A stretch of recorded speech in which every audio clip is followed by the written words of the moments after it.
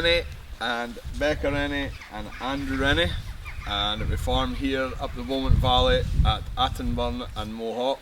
We contract farm for Roxbury Estates on a joint venture called Bowman Farming, and we have 1100 ewes at Attonburn and 1100 ewes at Mohawk, all North Country Cheviot, Lairg type Cheviots. And we also have 400 Romney ewes that we farm for ourselves at Sydenham Farm at Kelso, and a flock of 50 Texel ewes that we breed Cheviot, Texel tups. We run 2000 of the Cheviots pure. We tup 200 with that we don't like as much with the Texel tups. Anything that gives us lambing difficulty, anything like that, we cross out with the Texels using our own tup lambs, so everything's kind of a closed flock. The Romneys is a new venture, just trying to see if everybody else is right about kind of easy care type sheep and that. So we'll kind of just building towards that really. The Texels are mainly for our own use here, but with an aim of selling the tups at Kelso, which we use a Davidson's TNT to bring them out, just to make sure they're really well fleshed for the sale, because if you don't have power in the Texel world, you just won't sell them. Simple as that really. Cheviots, the main aim is really to produce good store lambs and ewe lambs to sell privately, well, the majority privately, and with a kind of end product really getting sold in August.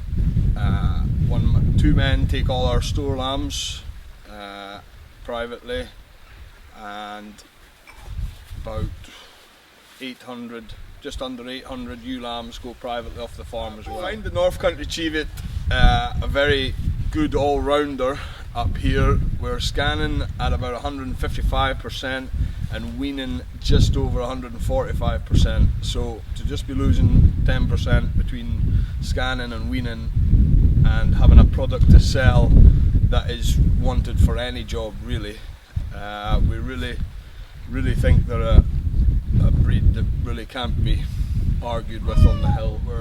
Our store lambs are all away this year, 1400 of them, to average £64 at home, which for the inputs we have into them I think is very good.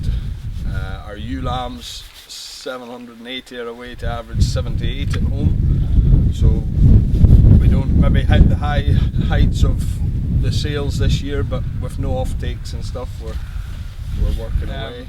We scan in February, the triplets are put straight on to feed, and the twins go back to the hill for another 2 weeks, 3 weeks, and then they come back in the start of March, so a month before lambing. For the first 2 weeks we feed ULAC 18, and we've just for the twins, the singles are kept out on the hill, and then 2 weeks before lambing we move on to the super ewe, and I keep the feeding, the weight the same, the amount I'm feeding the same, and then I feel that no more, they're not taking in anymore and they're not as full, and we seem to be getting less prolapses with this, which I think is down to the nutrients being better in the super ewe and than the ULAC, and we're not having to feed as much of it, so by the time they get the silage, everything in, they're not as full, and we are seeing reduced prolapses due to that.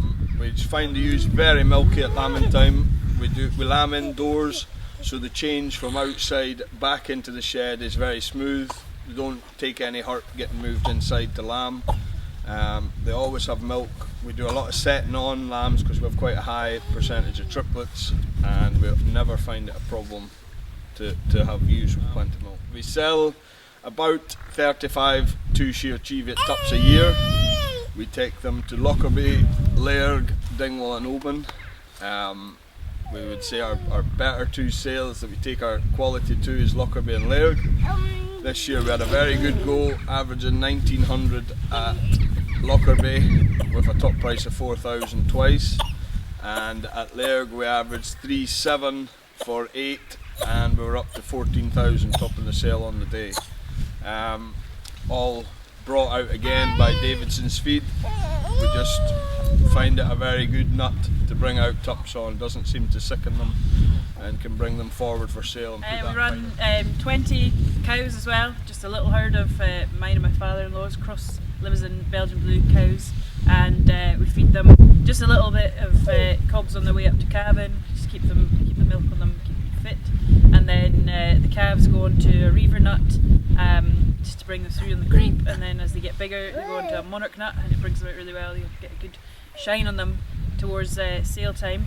And this year we've bought 50 head of kind of different cross beasts to run here on the hill, and to just help the rough, take the rough off for the sheep, and they're on a reaver nut as well, and it's really helping flesh them out and grow them up, and they're doing really well on it. So we've got 20 blue greys and 20 simlings that will go back to the Angus bull, and we'll sell them in calf next back end. So the reaver nut will hopefully just bring them right out and take them all the way through.